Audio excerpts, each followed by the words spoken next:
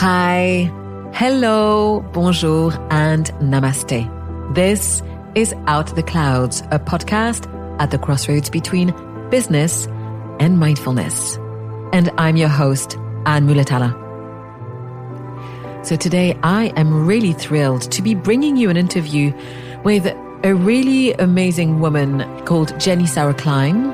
I came across Jenny when her name came up during a presentation. And I'm so glad that I wrote down her name and that I ran to my computer and looked up not just what she does, but this specific course that she runs several times a year called Scaling Intimacy. If by any chance you are already part of my mailing list, my business one with avm.consulting, you've probably already read me singing the praises of this amazing, amazing course. So Jenny is passionate about designing transformational experiences. And what really is the core of what drives her is to prioritize connection over content. She regularly consults for many organizations like Google, Airbnb, Dropbox, and she is the founder and CEO of the Scaling Intimacy School of Experience Design and the creator of the video tutorial library called Play on Purpose. I love all of my interviews, and I must say that one of the reasons why I've got this podcast is because in the research, in the conversation, the questions, and the editing, I get to engage multiple times with the guests and what they share with me. And I want to tell you selfishly, it's a wonderful way for me to re-inspire myself to follow the beautiful work that I was introduced to by Jenny during her course with Scaling Intimacy. So anyway, I've really hyped this up now. I hope you enjoy it. Please take your time, perhaps grab pen and paper, make some notes, and enjoy this wide-ranging conversation with Jenny Sauer-Klein. Jenny, it's such a pleasure to see you. Welcome to Out of the Clouds. Thank you. I'm happy to be here. So where am I finding you today? You are finding me at home in Oakland, California. I'm actually sitting in my 11-month-old daughter's nursery because it is the quietest room in the house right now. There's some pretty decorations behind you. I'm enjoying it. So I love to start with asking my guests to tell our listeners the story of who they are, what they do, and where they're from. And so you can pick up from wherever you want. All right. So Jenny, that could be a long story. That's okay. See, that's the beauty of long form. Nice. All right. It goes where it goes. Exactly. Okay. Well, I'm from New York City. So that's where I was born and raised. And there's not that many of us that are natives. So it definitely is in me. You know, when people meet me in California, they are like, you don't seem like a New Yorker at all. You don't have the accent, blah, blah, blah. But there is a New Yorker that is very much alive and well in me. If you watch me cross the street or get bad customer service, you will absolutely see the New Yorker come out. So she's in there. So I was raised in New York City and I grew up watching theater and shows and plays on Broadway. And I fell in love with that medium. It was very moving to me. I was an only child. I had dogs and fish and birds. We had a 1-bedroom apartment that my dad had converted to a 2-bedroom essentially. And it was kind of like a little zoo in our house. So like grew up loving animals, wanted to be a veterinarian, and then kind of turned into Broadway actress dreams. So I just feel very lucky in a lot of ways. Growing up in New York, I got exposed to so much arts and culture and food and different people. You know, New York is the ultimate mixing pot of everyone. And I didn't know until much later on that it was like the center of the world in so many ways. I thought every city was like New York City until I went to college in Boston. And I was like, this is not a city. The public transportation closes at 1 a.m. Like, what is that? It was very funny. Anyway, I also didn't realize how unique my upbringing was because when I got to college, everyone else had like the school bus and the cul-de-sac where they rode their bikes until dusk. And I had Central Park was like our park. And, you know, we rode the train and it was a very different sense of, I don't know, growing up and having to be grown up before your time because you have to be aware of danger and people and traffic and all the things. So anyway, grew up there, did a lot of theater, ended up going to college for theater. I had an amazing high school where we got to do a lot of things ourselves. So I got to act and direct and be a playwright and a costume designer and a choreographer. And it was very cool. I feel like it gave me a huge leg up on a lot of things. And one fun fact that I always like to mention is I went to high school with Lin-Manuel Miranda, who wrote Hamilton. No, I'm such a big fan. Yeah. Oh my God. And he's, I haven't really been in touch with him since high school, but he's a lovely person and I'm so happy for him. He deserves all the things. And he was spirited and talented then, and it was fun to do theater with him in high school. And so it's been very cool to watch his progression. I'm just like so proud. Like, I know, we know each other. So anyway, that's a little fun fact. And that was kind of like the caliber, we just had really awesome people in our high school and really creative spirits. And can I ask you what high school it was? Yeah, it's called Hunter College High School, and it's affiliated with a college in New York, but it's a high school, and it's a public high school, and that it's free, but it's private, and that you have to take a test to get into it. So it's like an academically specialized high school. Amazing. But because of that, for whatever reason, they pulled kids from all 5 boroughs, like all over the city. Some kids, traveled 2 hours just to get to that school every day because it was a really good school and it was free. But I think because it was so academically focused, like so many of those kids end up at Ivy League schools, the theater program was kind of like, you guys figure it out. But that worked for us because we all were excited about it. And I think we all just got so much practice doing and not having things done to us that, it was just great real life experience of organizing and managing and projects and group dynamics and all of that. So then I got to college and I went to a school in Boston for musical theater. And I was like, oh no, like, I don't like this. Like, I didn't like the people. I didn't like the culture. It was very funny. I think I had such a special experience in high school that I thought it would be like that in college, and it wasn't. And so by the end of my college career, I was like, I'm out of here. Like, this is not the thing for me.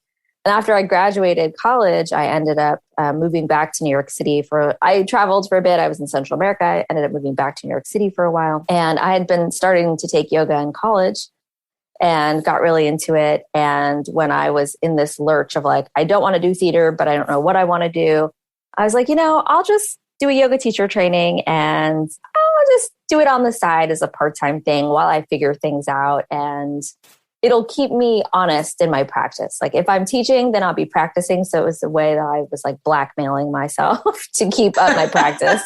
It will force me. It was it was a forcing function. I was like, it will force me to practice if I'm getting up in front of the room and teaching. So I did this teacher training and I started teaching in New York City, and it was literally right as 9/11 happened. So I was in the city for that, and that was crazy, wild, horrible, and beautiful, actually. And it made New York feel like a small town. It was quite extraordinary. I feel very lucky that I was there at that time. Actually, it felt like, in a way, like what I imagined the 60s were like. Like this extreme tragedy, grieving, but this public camaraderie and like a community that just sprung up out of nowhere. That was really beautiful and heartwarming and touching. So the 9/11 happened. It was just a crazy time. And I was teaching also at the same time circus arts and after school programs. So teaching juggling and acrobatics and clowning and improv to little kids, which kicked my butt because I had never done that before. I didn't know what I was doing. They completely railroaded me until I got some experience under my belt. And then I ended up really liking it. And then I moved to California, maybe a year and a half, 2 years later. I was in my mid-20s and I moved to San Francisco. I was like, I'm going to teach yoga and study acrobatics. That was my big thing because the best training center in the country was in San Francisco. And can I ask you now, before we go any further, where was the love of acrobatics? Where did that ignite for you? Yeah, it started when I was in New York in that kind of early 20s period. I took someone turned me on to the person who was contracting me to teach circus arts classes and after school programs. He was teaching a form called contact yoga. And contact yoga was originated by this guy, Ken Nateshvar. He went by Nateshvar. Ken Scott. And Natashvar created this whole form of basically therapeutic acrobatics. So a lot of where one person is laying down on their back and has another person on their feet in the air, which is the base is the one on the ground, and the flyer is the person in the air.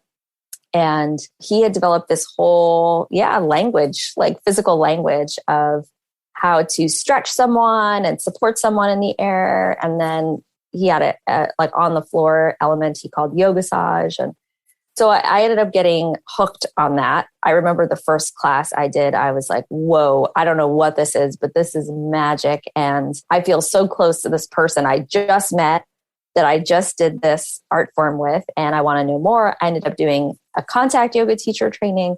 So that was kind of my entry point, was this therapeutic acrobatics, and then the very entry level acrobatics that you would teach to little kids. So that was the foundation of it. And then I was like, well, I'm in my mid-20s. If I'm going to go for this acrobatic thing, like now is the time while I have the capacity.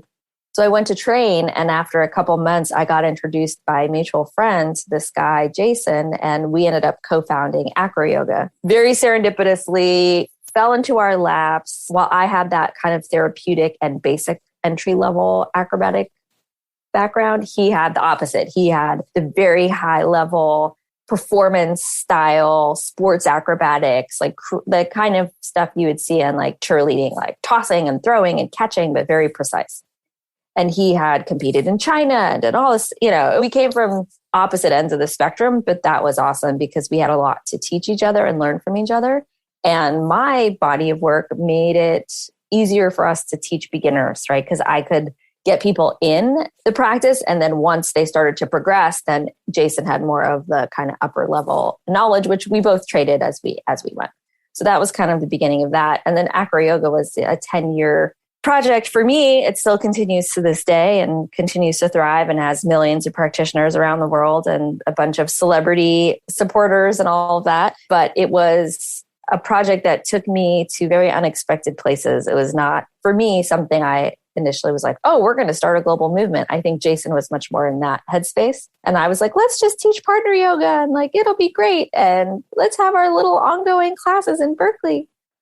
And that was not how things went. So after maybe 2 years, I went full time into AcroYoga. We started touring and traveling and leading teacher trainings. And we would go on 6-month tours where we were in a different city every weekend, teaching workshops after workshops after workshops. And I think our first tour, we were in like China, Japan, Thailand, India, all over Europe at festivals and conferences. And because we were the only ones doing the thing that we were doing. So we were in the right place at the right time. It was a time where also circus was the fastest growing sport. Yoga was off the charts. Like everything just coalesced to, it was the rising tide lifts all boats. And our boat just got lifted very high, very quickly.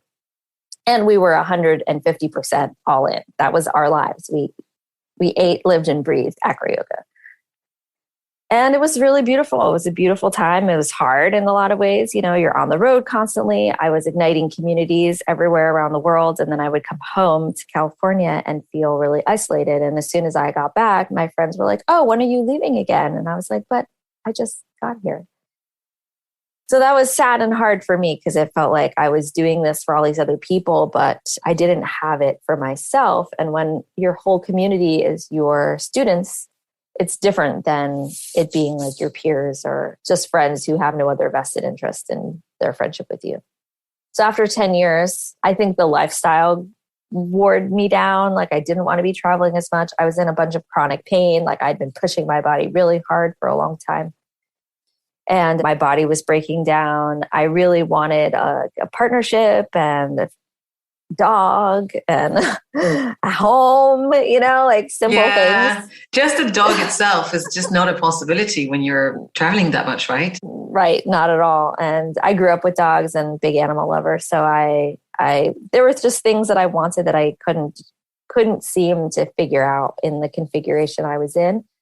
And I was starting to feel, while I had been for a long time believed that AcroYoga was like my purpose, one and done forever, I got to a point where I was less interested in the physical practices and more interested in the the trust, the connection, the playfulness, the relationship, the collaboration, the teamwork, the essence and the values of the practice and not the physical form. And I think that unfortunately, most of the people that were in that practice were very interested in the physical form. And that was, the sweet candy. That was like the thing people wanted. And so my focus just shifted, and Jason and I just started to really grow apart and have very different visions for where we wanted to take things and what was important to us and the pace and the speed at which we wanted to do that. And we just got to a place where we could not work together at all. And that partnership was, for me, the foundation of everything. It was the petri dish where I did all the experimenting and the co-teaching and the developing. So when that fell apart, it left everything else feeling really hollow also. So it took me a couple of years of feeling very torn and very afraid because it was my whole life. And so the idea of leaving was almost inconceivable. It was like I had no idea it was going to be on the other side of that. And I finally just got to a point where things were so unworkable that I had to walk away, and I was so unhappy. And I did. And it was a year and a half of just like really scary, really sad, a lot of grieving, a lot of confusion, of feeling disoriented, not knowing my place in the world, not knowing who I was, not knowing what I was supposed to be doing.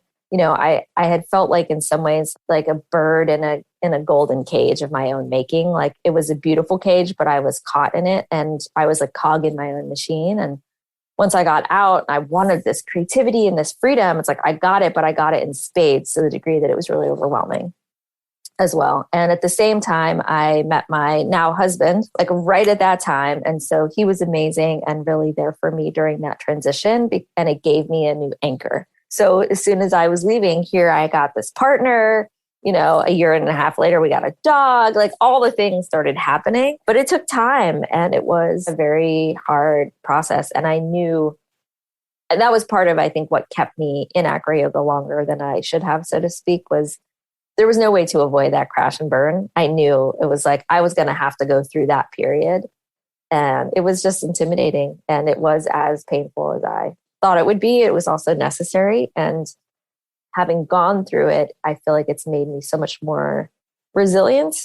And like I've done a really, really let go of a really, really beautiful thing and had to face a lot of fears. And on the other side of that, I feel like what I've come to understand is that the values that we based AcroYoga on, which were trust, connection, and playfulness, are still the values that I care about today and still inform all of the work that I do. And I'm still an events person. I'm still about gathering. I'm still about connection. I'm still about community. And I recognize that my essence is more of an artist. Like I do love to codify and I love to streamline and I love to systematize, but I'm also a creator by nature. And so now I've come to terms with the fact that I'm going to keep creating many forms throughout my life. And that form is going to change, but I think the essence is going to stay the same. And so that form was AcroYoga. And then that form took the Culture Conference, which was like a 200-person invite-only conference for organizational leaders about inner work and transformation. And now it's scaling intimacy and it's experience design and it's play on purpose and it's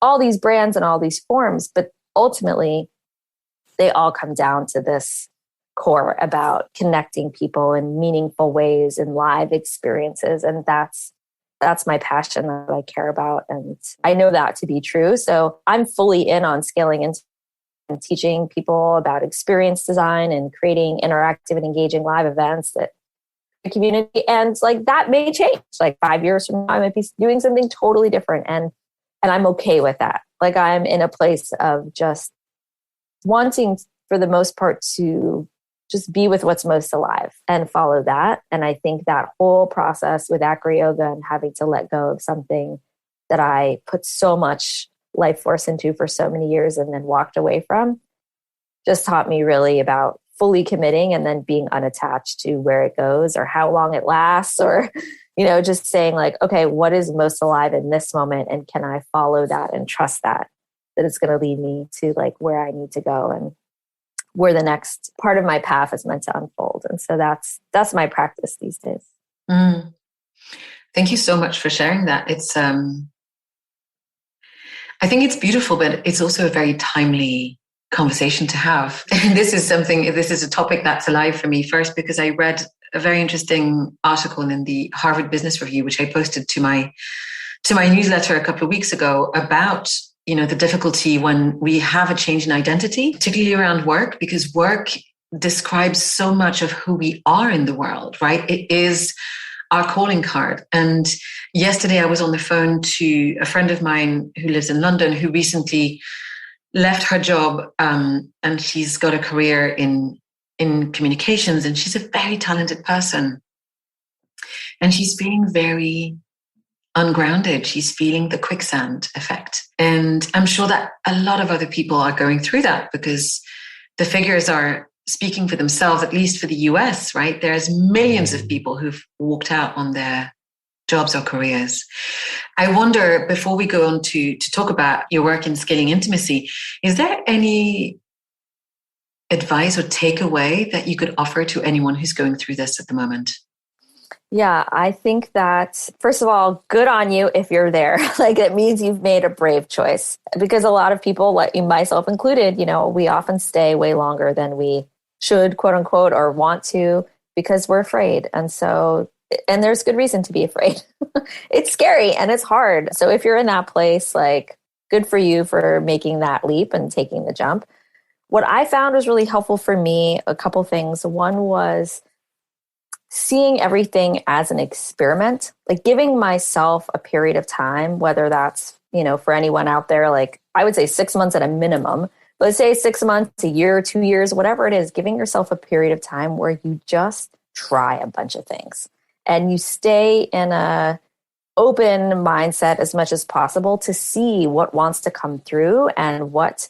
Because I think if we, just like in a relationship, right, if we jump from one relationship into the next relationship, we haven't necessarily had time to process and integrate what are the lessons and the learnings from that previous relationship? Who am I now?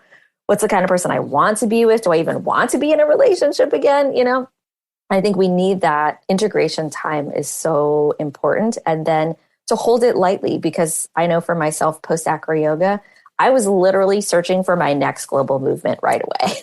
I was like, okay, what's my next global movement? It's like, whoa. How about you just have a hobby or something? I put a lot of pressure on myself, and it made things feel really heavy and really hard and really high stakes, to a degree that it didn't allow me to just be in a playful, wondrous, like, what's next mindset. So I'd say, like, just take an approach, a playful approach, a period of discovery and experimentation, however long you can do that for. And secondly, the other thing that really helped me was to just do it. Like, you might have an idea of what you think you want to do, but the actual doing of that thing might be very different. And the only way to know is to actually do it. So how can you make a bunch of experiments where you actually do the thing you're imagining and see what you learn from it? Because in my experience, no energy is ever wasted or lost, right? Like, that's one of the laws of physics in the universe, that energy just transmutes from one form to another, right? Like, ice turns into water, water turns into vapor, vapor turns into rain. Like, it just transmutes forms. So when you invest yourself in something and you actually do it, you experience it directly, even if it's not the thing, you're going to learn a lot in that period of time. And it's going to lead you organically to the next thing. It'll be like, more of this, less of that. I actually need to be outdoors. I actually need a flexible schedule. I actually need to work with a team. Whatever it is, like, the only way to find out is by doing it and by fully committing to that thing for however long you're doing it for. And let the experience itself lead you to the next evolution or the next insight about what's true for you. It's very funny you should say that, because this friend of mine was saying to me yesterday, my problem is when people say, what are you doing right now? I don't know what to say. And I said, how about you say you're in the discovery mode? Exactly. 100%. So this is really right on the money. It's funny. Mm-hmm. Yeah. And we don't like being in limbo. It's very uncomfortable. All of us, like you said, we cling to our identities, especially via work. Like, it's so much of what defines us as adults. And so to be in that liminal space of, I don't know yet what I am doing professionally does not mean you don't know who you are or what's important to you. It just means that the form hasn't fully showed up yet. And that's okay. But to be able to embrace that I don't know yet is a huge first step. And I think like accepting that I don't know, and then there's space for something to show up. It's something maybe unexpected. It's maybe something surprising, right? Because if you've left something, you know that there's something you don't want. And so to really give yourself time to find out what you do want is really important. I could not agree more. And I have been in the quicksands and the don't know and the change of identity before. So I appreciate how hard it is. And I side with you. I know how difficult it is and how hard it is, especially to do the deed, to leave, to quit, to change. Now, I wonder, as you were in your own discovery mode and figuring things out and experimenting, how did you become, or were you aware of experience design as something that you wanted to pursue? It's funny, I'm not even sure when I remember that term first entering my world. That's what I was wondering too. When did that even happen? I don't think so. I don't think it was in my purview probably until 2016 or 2017, something like that. I think I started being in circles where some of the cool avant-garde events people were calling themselves experience designers. And I think I was continually looking for the right label, right? Like as an entrepreneur and as a creative, I've taken on a lot of different things, like a consultant, so this or that, but you're like, but what is that phrase that fully encapsulates this thing that I'm doing? And events production, people then think you're like catering or doing a venue. It's like, no, that's not it either. I was like, I'm interested in live events and gatherings and bringing people together. What is that? And when I heard experience design, I just know that it felt like the most accurate phrase I had found. And so then I started being like experience design, consulting, and facilitation. And that's been kind of the umbrella in a lot of ways that I've been going under. There's some confusion around that because experience design historically has been like UX, UI, usually about humans interacting with technology. So people that do experience design are usually designing apps or programs. And what we do as experience designers from our perspective is human to human. That's how I think about it. It's like instead of human to technology, it's human to human. So we're really doing live experiences in that regard. So it's a little bit confusing. I think there's those of us who are trying to kind of redefine what experience design is, or say, hey, there's two different branches of this tree. And so there's some debate about that in the community of like, should we find another phrase, another word to describe this? But it is working for now. And I think you'll see more and more people, even on LinkedIn, calling themselves experience designers. And I think that is becoming more of a known phrase and term that people are using to describe this kind of field. Thank you for explaining that. It's true. I have friends who have worked online, but on personal relationships, customer-client relations, who then went on to work on experience design in yet another area, yet another branch of that tree. It's an interesting terminology. I was introduced to you. I heard your name and I heard about scaling intimacy the first time when a very talented experienced designer did a presentation for the course I was doing, the On Decks Course Creator last spring, already almost a year ago. And I was blown away by his presentation. And right up front, he said, "This is who I learned it from. You need to check this woman out if this interests you." And I remember I was cooking and cleaning whilst listening to his presentation because I like to do two things at once, especially when it's at 9 p.m. on the weeknight. And I scrambled and sort of wrote down your details. And so I then later had the chance to take the 3-day workshop of scaling intimacy. I'd love for you to tell us, how did you create this program and what it does for people?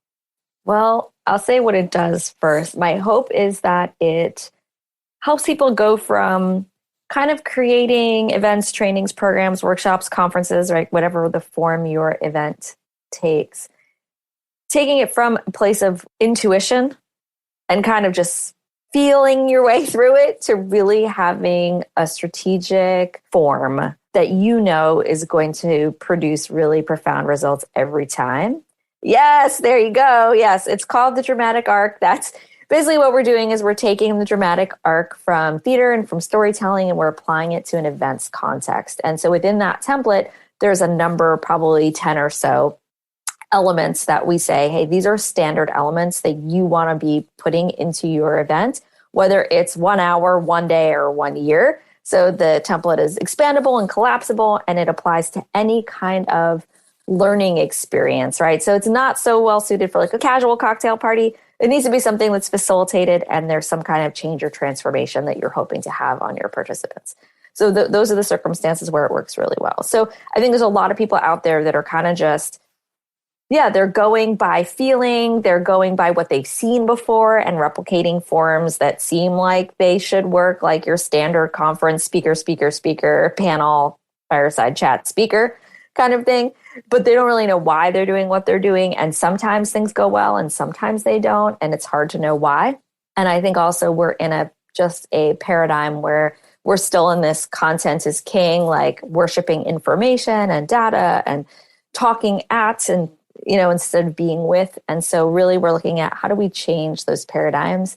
And so one of my philosophies is that how do we prioritize connection over content, which doesn't mean that you have to have more connection than you have content, but it means that we are saying that creating connection and community at live events, gatherings, and programs is a huge priority. And that when we do that, whatever content we're trying to share, whatever change we're trying to create is going to be that much more powerful and accessible for our participants. So when we create this sense of connection, it actually catalyzes everything else. So that's a huge part of the work. The first Scaling Intimacy was actually called Experience is Everything. And it was in the summer of 2017. And I launched it as a 2-day in-person course as an excuse to make myself write a bunch of material for the book that I wanted to publish.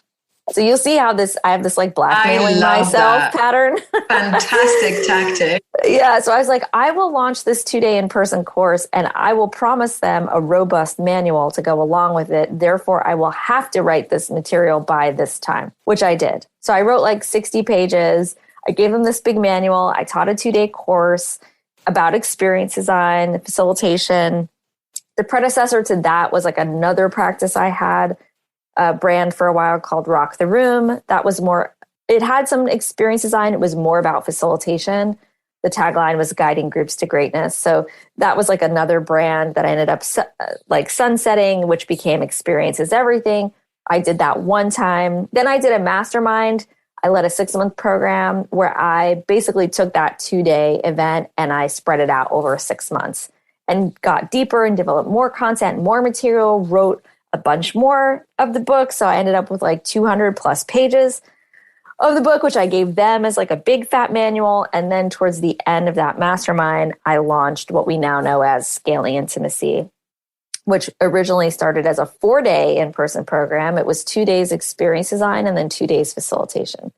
So creating structures for your event, and then how do you bring those structures to life through the facilitation? And so I did that twice, and then enter COVID. And when COVID hit, I was like, okay, I can sit on my hands and wait this thing out until in-person comes back, which, we thought it would be sooner than later, but at that, obviously. And I was like, okay, I have been really pushing away the virtual world for so long. People have continued to ask me about things, and I've sloughed it off as like, I'm an in-person person. And at that point, I was like, okay, well, this is the time I have to figure this out. So I basically took myself on a huge crash course learning about how to do things on Zoom and virtual. And I had some wonderful teachers and friends that I learned from at that time.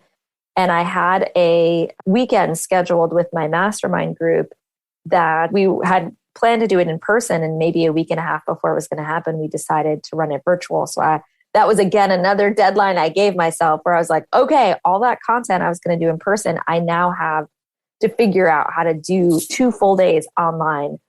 And I've never done that before. So huge crash course. And then also really wonderful, safe environment with like people that I knew and felt very close to and supported by and safe with. So that was great. So we did a ton of experimenting. And then after I ran that, I was like, okay, this is possible. Like I can do this. And I took what I had done with scaling intimacy. The facilitation part felt too scary and hard. I was like, I don't know how to translate that, but I'm going to take the 2-day of design and make that an online situation. So a couple of months later, then I started running all these online courses, and they went from 40 people to 80 people to 130 people. It was just this insane, it was just everybody needed it and wanted it at that time. Everybody was scrambling to be like, how do we create authentic, meaningful connection online through these virtual platforms? And so it was, again, another case of like right place, right time, right topic. And it's not that I was light years ahead of my participants, but I was ahead enough. The main frameworks are very well developed, but the delivery of that through a virtual scenario was new-ish to me, but I just kept practicing and kept doing it enough to be able to believe that I could provide a really high quality, valuable experience for people. And so we just iterated like crazy. And so now we've done the 11th round of Scaling Intimacy is happening right now. That's wonderful. What a story. Do you know what? It's so funny because it never occurred to me that you'd done anything like this in person, because it felt so great on Zoom. But then I've done so much online, because when I decided to leave France after living in the UK and the US and come back to Switzerland, I moved to Zoom in 2017. So being so online, I just assumed that everyone else who's good at it has been doing it forever. Anyways, where to go next? I want to talk about the framework, because I was very curious about experience design. And I think what I recognized in some of the vocabulary that was describing your course was talking about transformational elements. And I saw that what you were doing, even before I showed up in the room, was going to actually transform the audience. I would love to hear you talk about that transformational element, and if that's the arc or the trust that you're building. Yeah. So the dramatic arc template, like the whole approach has 3 main pillars, and transformation is the first one. The second one is connection, and the third one is collaborative learning. So it's the way in which we teach the material. It's the way in which those elements are kind of imbued into the arc itself. It's built into it. So if you follow the arc, more or less, you're guaranteed that those 3 things will happen. I think the collaborative learning is more of a style and approach that you have to choose, because you could still do the arc and somewhat still be like a sage on the stage lecture kind of based person. But anyway, those are the elements that we really feel like if you can focus on transformation, connection, and collaborative learning, like you will create a really connected community that experiences profound change. I think the word transformation, it can have a lot of baggage for people. Like some people are really drawn to it. Some people are really repelled by it. And I do a lot of work in corporate settings and companies. So sometimes transformation is like trigger woo-woo word. So I like to also say what we mean when we say transformation is basically creating change or impact. And that's what everybody wants, right? The way that I think about it is like, if someone walks into an event, training, or program that you're leading and they walk out the same as they came in, we haven't done our job. Like something is wrong here. And if you just want to disseminate information, that's not transformation, right? So we're moving from information to transformation. So what that means to me, and it comes back to this like experience design, we're designing experiences. And that's what's really important here. And an experience is different than information. Information is like a story, it's data, it's something that it's an idea that comes into your head. It's something that you think about, it's theoretical, and there's value to that. Like, no doubt, there's value to that.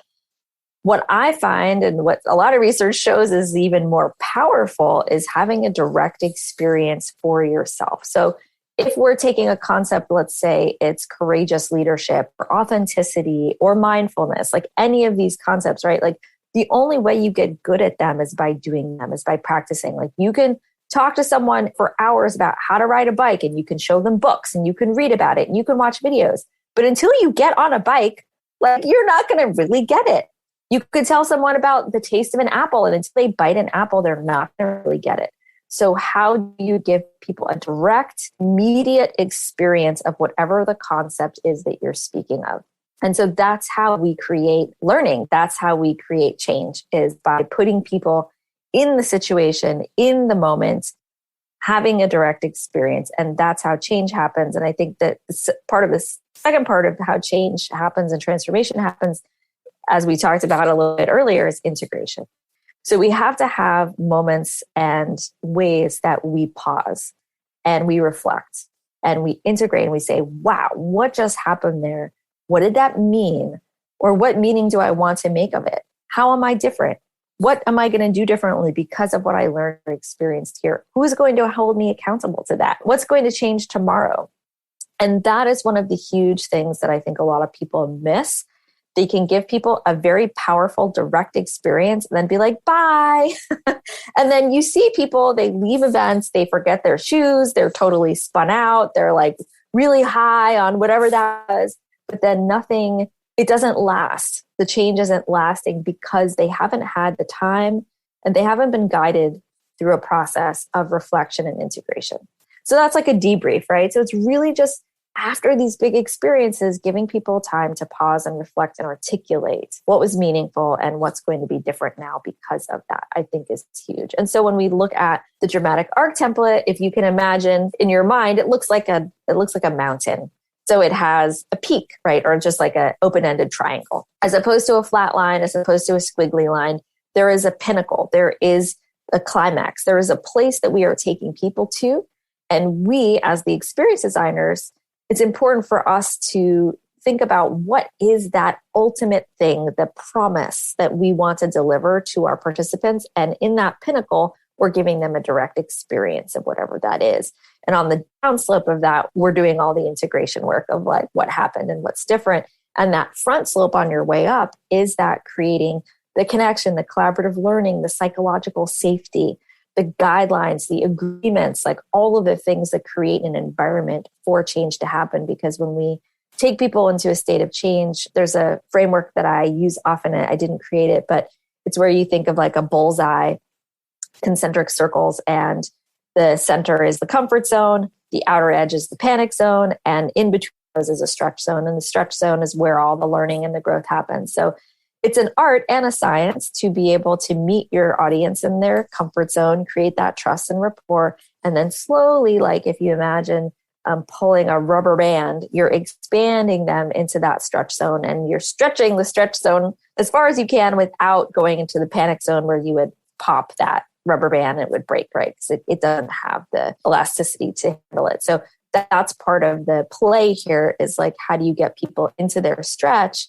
and keep them in that stretch zone long enough that it becomes a new comfort zone, that they're like, okay, this is my new baseline. This is my new way of being. I've been here now. So one way that we help people articulate their transformation is we call a primary shift.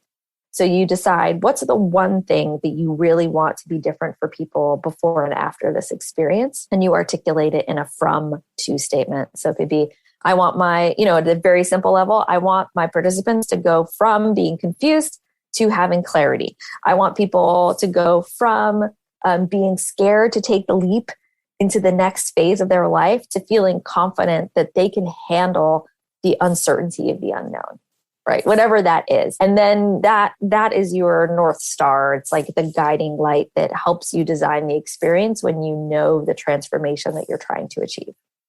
I'm so glad that we went to that instead of going straight to my questions on the screen, because when I think about all of the things that I've learned over the past 5 years since I left my corporate job and challenged myself to change my sense of identity, I feel like every time there was a strong shift, it's because I had been pushed to do that work of self-reflection.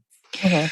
And it took me, I think, all of this time until I landed in your course to really understand that it's the thoughtfulness of the process, not the complicated nature of it, of having those moments of quiet and sometimes just asking one question. And at the end, asking people to share a takeaway so that we ourselves, the participant, get to reflect on this experience. So I'm very grateful. I'm really and glad. So I give guided meditations several times a week on Zoom, and they're short. I don't need to do a dramatic arc for every single one of them, but I do. And I really enjoy doing it because I feel like I really love the word intention. And I feel like there's without working on a primary shift, so to speak, because it's a much lighter practice, I feel like there's much more intentionality about the way that I teach. And in the community that's being formed through this seems to be reacting well. So again, thank you. That's awesome. Well, I think that also people can feel when there's that depth of caring, and not only caring, but careful planning and intent, right? You're very clear on what it is that you want to provide. And there's like a laser focus in that. And what that does with your audience, your participants, is creates this sense of trust, because they're like, oh, she knows where she's going. And therefore, I'm more willing to fully surrender my will and go with you because you have clarity and you have direction. So ultimately, in some ways, we're talking about leadership, right? Like if someone has clarity about where they're going, you're much more likely to be willing to go with them. And when people show up to any kind of live event or program or guided meditation, we're asking for their most precious resource, which is their time and their attention. This is huge responsibility, actually. It's not something to take lightly because it's very precious and it's limited. And so when someone gives you that, like, what are you going to do with that? And to be very respectful of it, and to acknowledge that when someone steps into that container, they're literally surrendering their will. They're like, okay, I'm here. I'm going to go with you wherever you go. And that's sacred. It's a very profound, sacred contract that I think we don't often really recognize.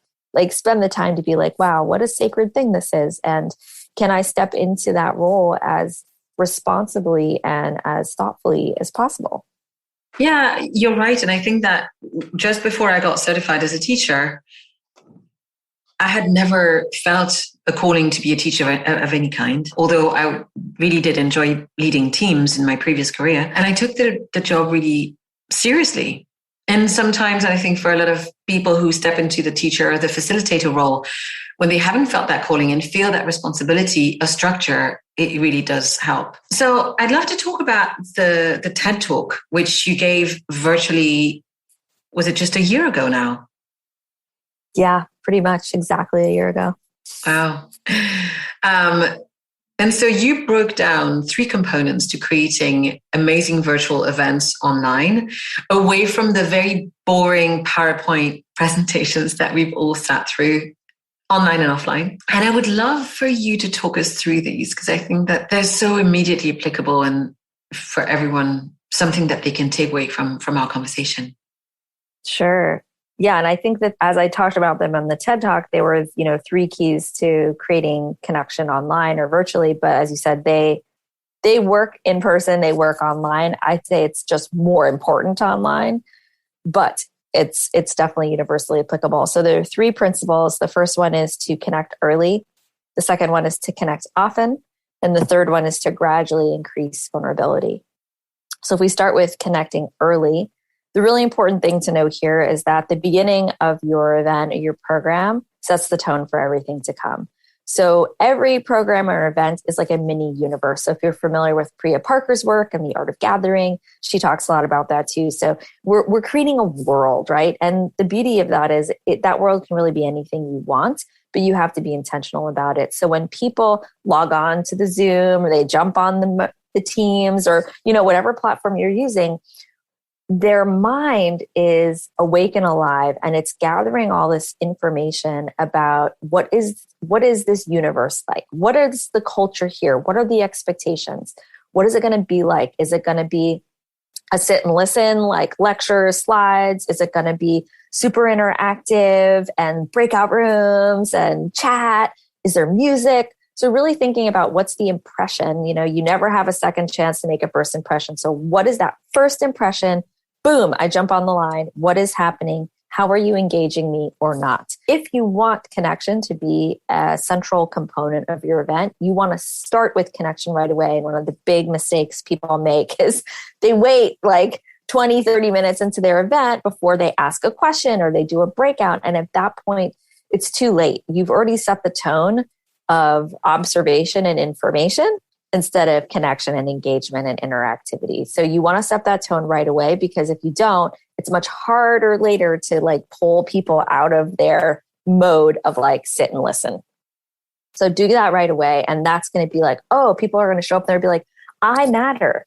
Like this we're building community. Oh, I'm meeting awesome people. Oh, I need to turn my video on because I'm going into a breakout room with someone, right? Because there are a lot of people, like you were saying, like who are doing their dishes and other things. And like, that's fine. But how do you set the tone for, hey, you need to be present. Hey, you need to have your video on because this is what we're doing here. So it's just a matter of setting expectations. And so that's how you can do that right from the beginning. Can be playing music, could be an opening prompt in the chat where you're asking a personal question like, what's a high and low for you from this week? Or when you were a kid, what did you want to be when you grow up? Or what's something on your bucket list, right? Like so many awesome questions you could ask. And something that ideally is thematically relevant to your gathering is going to make it even more interesting for your participants. So I'd say that, and if you can do a facilitated icebreaker within the first 10 minutes of your event, and I'd say that 10-minute rule is true whether it's an hour-long event or a 2-day event, it doesn't matter. Again, you want to get that in right in the beginning. So an icebreaker could be a question, could be an activity, but just a way for participants to get to connect with each other directly is really helpful for creating that vibe of community and connection. So that's principle one. So connect early. The second one is connect often. So I think we get into a mindset frequently where it's like, oh, I've done my icebreaker in the beginning. Check, like community done. And the reality is that we build relationships over time, right? The people that you've known since childhood, you feel differently with the people that you just met last year at work. That doesn't mean you can't form a really deep connection with someone really quickly, but what it means is the more touch points you have with someone or with people in general, the more you develop this sense of trust and rapport and familiarity. So the more that you can weave connection throughout your event and think of it like a thread and you have multiple touch points, it doesn't mean that that has to be long. Like you don't have to do a 20-minute exercise. You can do a 5-minute exercise. But if you can do that frequently throughout your event, that you're weaving a web of connection throughout your event. And it creates a really different feeling. And one of the ways you can do that, we often get, again, into this like false dichotomy of having to choose between content or connection. One of my favorite ways to have both is to do a debrief. So we've talked a lot about integration and how you do that. So if you think about, you have a speaker or you have a panel or you have an important concept that you need to get across, whatever that content is, right afterwards, how can you have a debrief? Maybe that's a question you ask in a chat. Maybe you do a couple of spotlight shares and have people share verbally in front of the group. Maybe you send everyone into a breakout for 5 minutes and say, hey, what was the most important thing for you from that? What are you going to do differently because of this? What's another follow-up question you have that now is in your brain based on what you heard, right? Anything in which you get people to share a little bit about what they learned.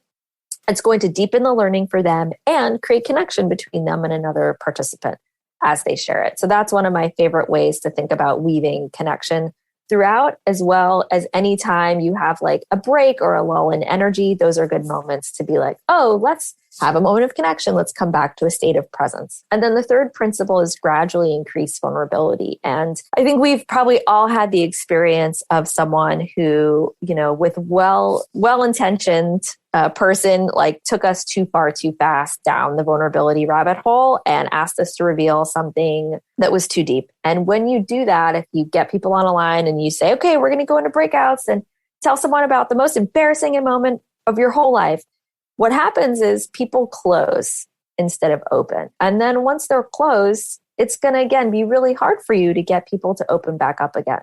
So if you think about just going very step by step by step, you want to start with something that's accessible, especially in your audience. You're going to perhaps have people that are more extroverted and ready to share and talk and very open. And you might have some introverted folks who are a little bit more private, a little bit more soft-spoken, like need a little bit more time. So thinking about, you're going to have a variety of people in your audience. How do you welcome them? How do you invite them into a state of vulnerability rather than like pushing them off the cliff and being like, all right, now share about something really intense. So when you do that work gradually, it really creates a feeling again of like trusting you, trusting the process, saying yes at every step. And then people all of a sudden really start to open up. And it's a principle is like, go slow to go fast. If you go slow in the beginning, then you'll find all of a sudden things kind of hit this nice glide and you can pick up speed later on. And there's a study that I love to refer to, done in the late 1990s at a university in New York. Well, they were trying to crack the code on how people develop like platonic peer-to-peer close relationships. And what they found was that the keys to establishing those kind of relationships were, I'm trying to see if I can remember all of the words: personal, reciprocal, escalating, self-disclosure. There's a bunch of words, but basically what it means is you have to do it continually.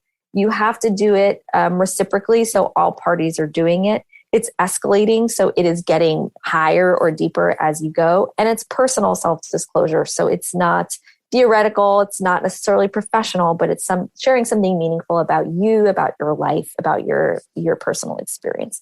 And so if you think about doing that gradually with the group, then all of a sudden, boom, you hit this like beautiful space where people are just coming forward and sharing willingly, right? You want to create that space where people are opening in and of them for their own desires because they want to connect. And when you have one person who does that, it just can set the tone for the whole group. So as you think about doing this for your group, right, how as the facilitator can you model that? So if you're asking them a question, can you answer it first yourself personally? Can you also give a range of answers? Some that are maybe lighter and more easily accessible, and some maybe that are a little bit deeper and farther under the surface, so that you give people permission to answer at a place where they're comfortable. And I think that really helps as well. It's interesting you should say that, because I was thinking about how you modeled this particular piece at the end of your TED Talk. And you revealed about your situation, about your pregnancy. And it was very touching. I have done some courses with you, but it was a strong connector.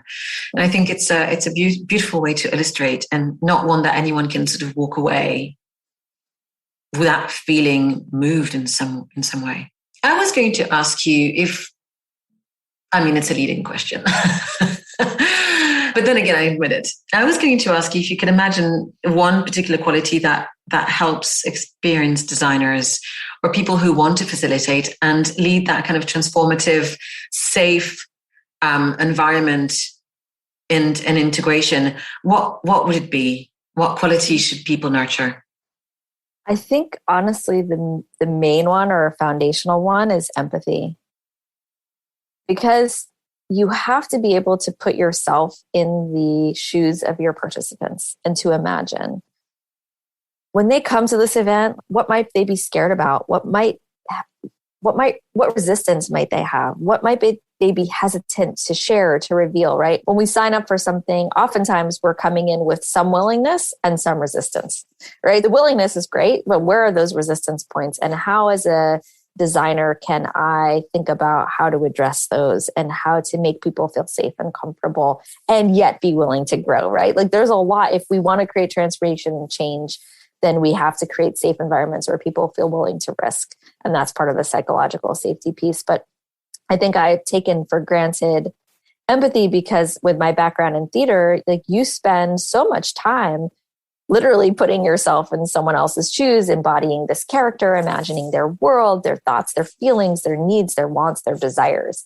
So that for me was like a very easy practice, something I could very easily tap into. And I took for granted that I would just naturally do that.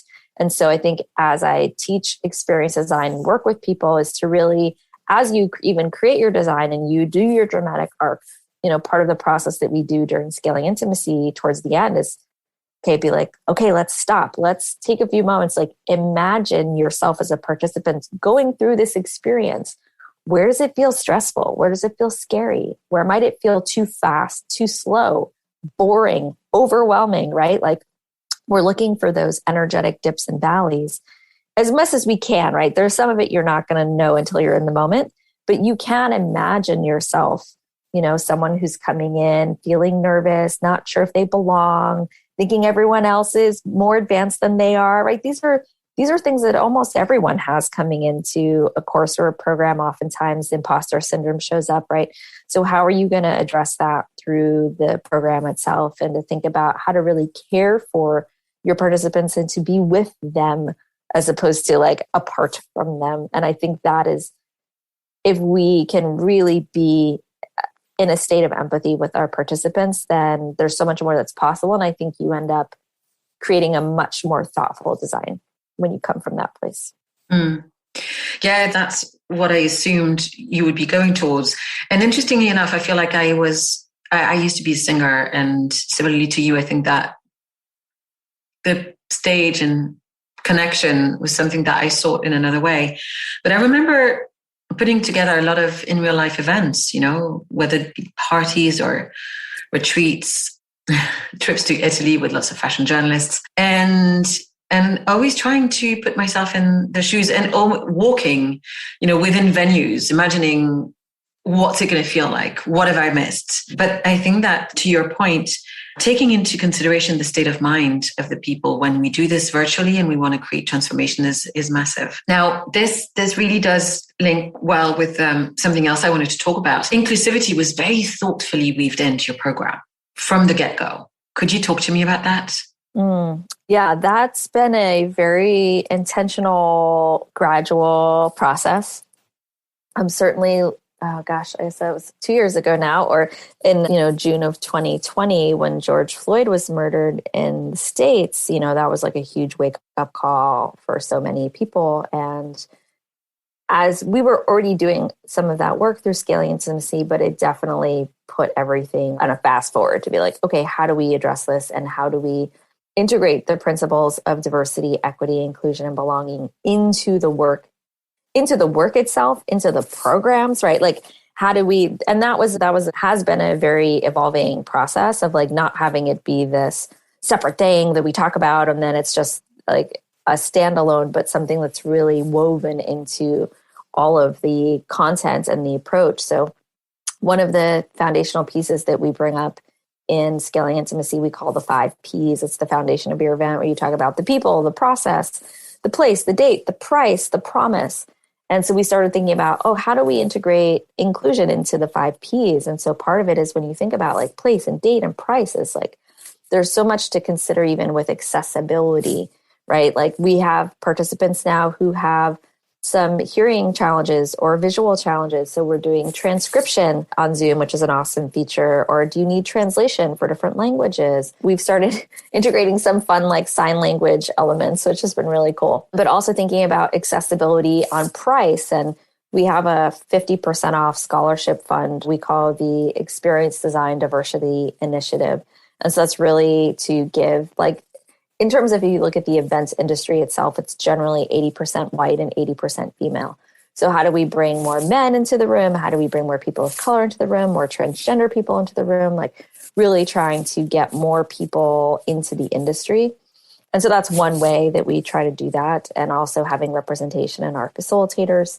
And one of the, main ways that we've also found has been really powerful is acknowledging the intersectionality of ourselves and our audience. So one of the big exercises that we do at the beginning of the course, we internally think of as our intersectionality welcome, where each one of the facilitators, we share the mic during that time, and we welcome our audience, and we welcome all aspects of you. So we'll talk about welcoming people who identify as Black, Asian, Latinx, Indigenous, white, European, Asian, different ethnic backgrounds or different religious backgrounds, people who are religious, spiritual, have agnostic or atheist, people who are adopted or have adopted children, or, godparents and sisters and brothers, and really just trying to welcome in all these aspects of us that create this holistic atmosphere where people feel like they can bring all of who they really are. And then each one of the facilitators, we speak to part of our own intersectionality. So I often share that I'm an only child from New York City, that I'm eternally recovering perfectionist, that I'm the granddaughter of Holocaust survivors, that I'm a new mom, right? So these are some aspects of me that you might not know just by looking at me that really define important parts of who I am. And so we try to share that with the group, and then we ask people in the group to also share that. So we ask people to change their screen names and add one aspect of their identity that they would like to share and that they would like other people to know about them. And I will say that doing that, we've done it many times now. It never ceases to like bring me to a high state of emotion. And we get so much positive feedback on that piece, specifically people feeling so moved and being like, wow, I didn't know I could feel that moved on Zoom. And I think it's things like that that really can translate across a screen. Like it doesn't matter what format you're in, but really taking the time, and that whole segment is maybe like 10 or 15 minutes. It's not that long, but the impact that has on the rest of the program, I think, is quite significant because we've taken the time to set that tone of you matter. All of the life experience that you're bringing here is sacred, is important, is welcome. Like we want you to bring all of yourself to the table. And we believe that when we do that, our learning experience and our community will be that much richer and deeper because of it. Yeah, it moves me when you tell the story again now. And it was certainly really special when I took it in the course.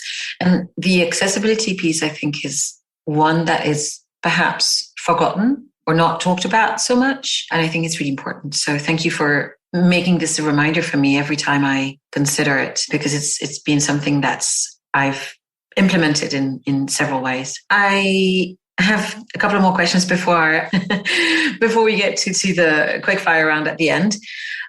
I think you spoke to this a little bit before, but I read an interesting short article in Business Insider from 2017 that says that you introduced Tim Ferriss, the podcaster and author, to a concept called no hurry, no pause, which you discovered via a form of bodywork called Brima. And is that right? And could you tell us about it? Because it sounds interesting.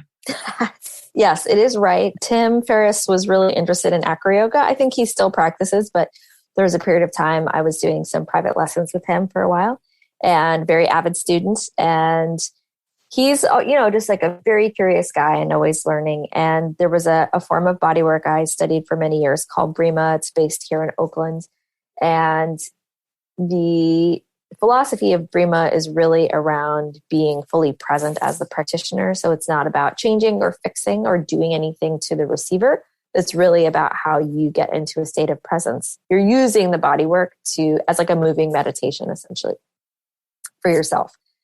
And it's very beautiful to both give and receive. It's a lovely art form. And they have, I think it's 10 principles that they work with. And one of those principles is no hurry, no pause. And so they say, you can use it with the body work, but they also invite you to take one of the principles and work with it for a week in your daily life, while you wash dishes, while you walk the dog, while you fold laundry, while you eat dinner, while you take a shower. And it's very interesting what comes up when you actually work with something like no hurry, no pause, right? I'm not stopping, but I'm not rushing.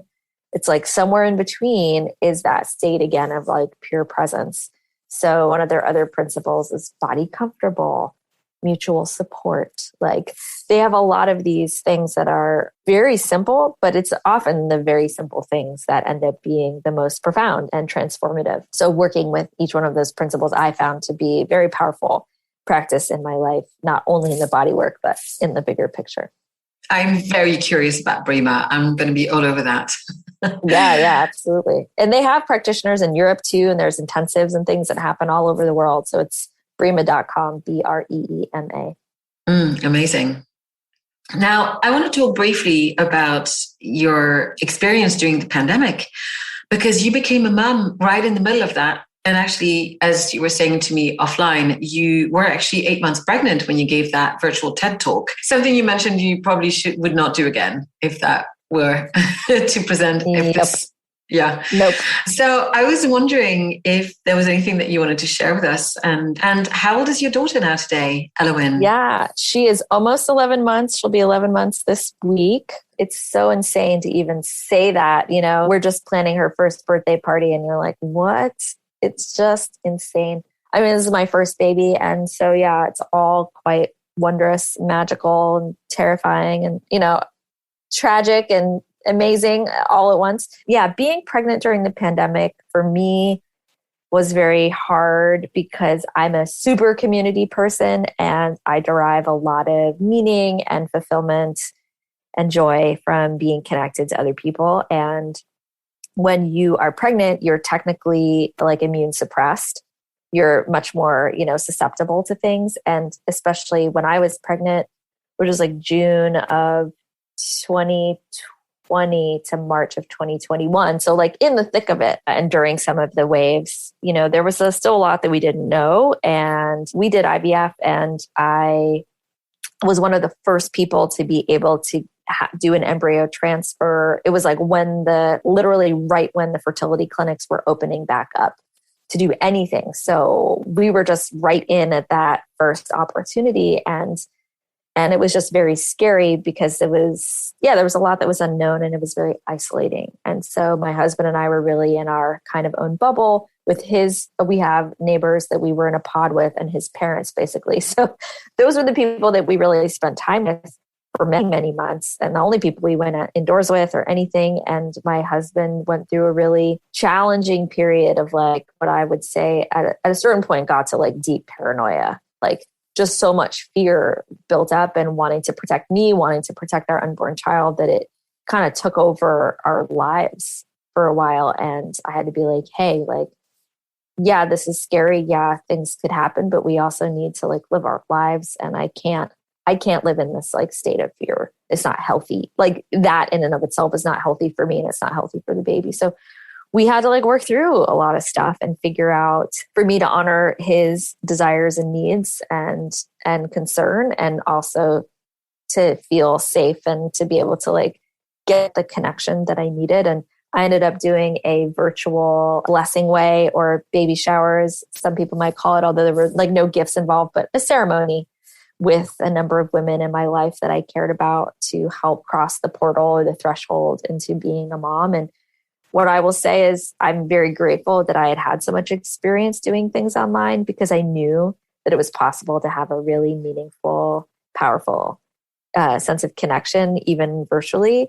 And it allowed me to draw women in my life into that event from all over the country and even international that, if I had just done something in person, could not have been there. And so that was really, really beautiful. So upsides, downsides for sure. It was very hard. I don't know what it's like to be pregnant, not in a pandemic, so I have nothing to compare it to. But, it brought a lot of challenges along with just the challenge of being pregnant and going through something really intense and being super emotional and all of that. But, it happens when it happens. We were really grateful to be pregnant at all. It was really a miracle. So I'm very grateful.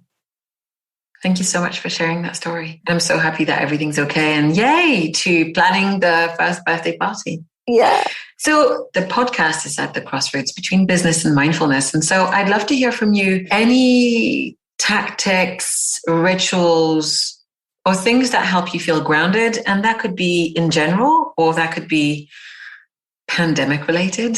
Though I just like the word. Anything that you can share with us that could inspire others to try? I'm kind of simple person. I'm like really into hot water. So any kind of hot water really works for me. Like I took a bath with my daughter, a bubble bath with my daughter last night before I put her in bed. And it was kind of for her because she was dirty, but it was also for me. There's something about that that's very calming. And I do a lot of hot springs as much as I can. I live in a place where we have access to hot springs within an hour or two. So that's really powerful for me. So that's definitely something that grounds me. I think for me also, I'm a big nature and views person. There's something for me about if I can get up somewhere high and see out wide, it literally, I feel like changes the way that my brain functions. I have so many of my best ideas and insights when I'm in those places. So, and I also like working in like big open environments. So I just try as much as possible to get my brain in those places where I feel like I do my best work and my best kind of evolution of myself. So those are some things that are really helpful for me. Thank you so much. So what's a favorite word that you could tattoo on yourself? And I'm not saying you have to tattoo yourself, but in theory. In theory. A word that I have been told recently that I use a lot. Sometimes you use a word a lot, but you're not aware that you use it a lot. My former employee was like, I use the word tender a lot. Apparently it's like a really strong part of my vocabulary. And there's something that I love about like tender, it's like sweet and it's soft and it's vulnerable and it's like beautiful. And so I think I use that word a lot, and I think it's evocative. We don't use that word, I think, generally very often, but when you do use it, I think it evokes like a very specific quality that is very sweet. And like, I feel very like tender with my daughter, these things are like, like your just heart hurts in a good way. It's such a beautiful word. And yeah, I use it quite a bit. What song best represents you? What I can say is right now, I'm really into this song by a group called Polo and Pan. And they're kind of like house-ish music. And I don't know what this song means. Well, actually, the main song that's in my head is a song called Ani Kuni, Anikuni. I think it's Ani Kuni or Ani Kuna. And I don't know what it means, but it is like a chorus of children singing with some really awesome beats behind it. And so it again feels like tender and sweet, but it's super playful and really fun and high energy. And it just like makes me want to shake it. And so and my daughter is really she's been really dancing to that song and that music. So for me, when I'm in a playful state is always when I'm in my best state. And so that song makes me feel really playful and like mischievous in a good way. Awesome. I can't wait to listen to it. What is a secret superpower you have? A secret superpower. A lot of my superpowers are very front and center because they're the things I've built my life off of. So I'm like, what's a secret superpower I have that people might not know about, or that might be less? It's a secret. I'm sure I have them. I'm a big costumes person, and I'm really good at, I think, not only dressing myself, but I'm really good at dressing other people, like giving them costume pieces that will bring out something unusual or like under the surface. Like I'm a really good instigator of that kind of thing. So yeah, I love costumes and I have a lot of things. And so I'm always like curating the right things. That sounds like fun. The right people in the right time. Tell me about a favorite book you have or that you've read. Favorite book that I've read.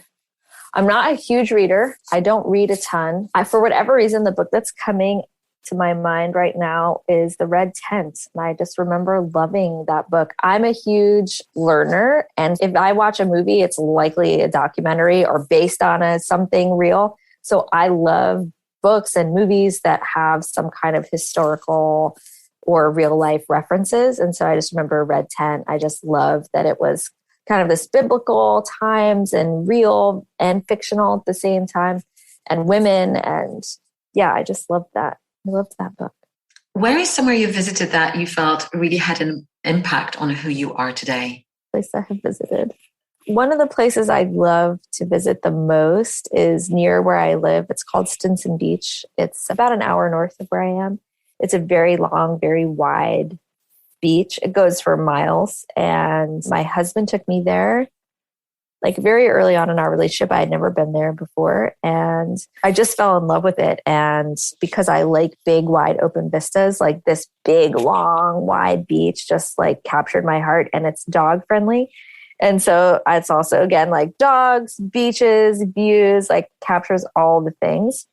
And it's become probably our most visited place. And so it has a really special place in my heart of feeling like it's a really special place for my husband and I and for our family. And it just makes me feel like I'm living my best life. When I'm there, I'm like, yes, this is what life is about. That sounds awesome. I'm looking forward to checking it out online. if you could imagine stepping into a future version of yourself, what do you think is the most important advice that future you would give present you? I think it has something to do with a couple of things. One is like, work and career is a lifelong marathon, not a sprint. So you don't need to like rush anything right now. And just it has been my practice to try to slow down and be really present with my daughter. And yet I still find that old operating system wants to kick back in. So I think just being really, really present and really playful and like being all in the moment with my family, just like really recognizing how precious this time is. Thank you.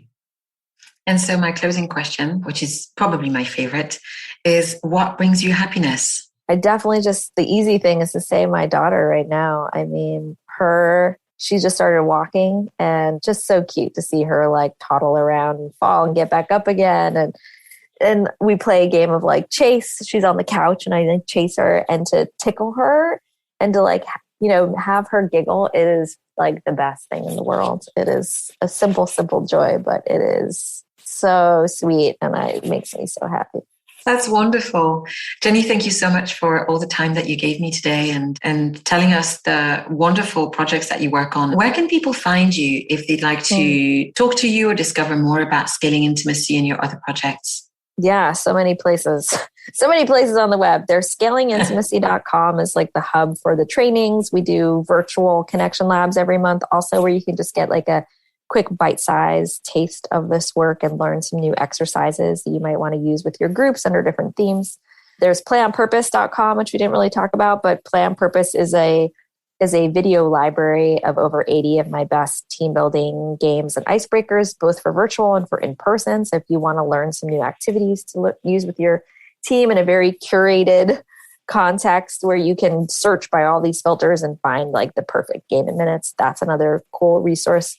I have my personal website, jennysauerklein.com. And I'm also fairly active on LinkedIn. So you can find me, Jenny Sauer-Klein, on LinkedIn, or email is jenny@scalingintimacy.com as well. Thank you so much. Yeah, indeed, that's a lot of places. So many places. It's a lot of web presence to maintain. I can just about imagine. I will put all of the links with the show notes. Thank you so much, Jenny. I wish you to have a wonderful rest of the day and a lovely week ahead, and happy planning your daughter's birthday. Yes, thanks, Anne, for having me. Appreciate it. Thanks again to Jenny for being my guest on the show today.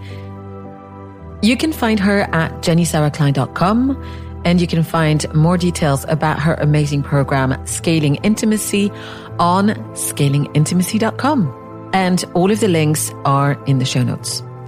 So thanks again, friends and listeners, for joining me today. And if you'd like to hear more, you can subscribe to the show. If you'd like to connect with me, you can do so on Twitter @AnneV, on LinkedIn, and Muhlethaler, or @_OutOfTheClouds on Instagram, where I also share guided meditations and other daily musings about mindfulness. You can find all episodes and more as well on annevmuhlethaler.com. If you don't know how that's spelled, that's also in the show notes. And you can subscribe if you'd like to receive the bi-monthly newsletter, where I talk podcast, mindfulness, and occasionally business. So that's it for this episode. Thank you so much for listening to Out of the Clouds, and I hope that you will join me again next time. Until then, be well, be safe, and take care.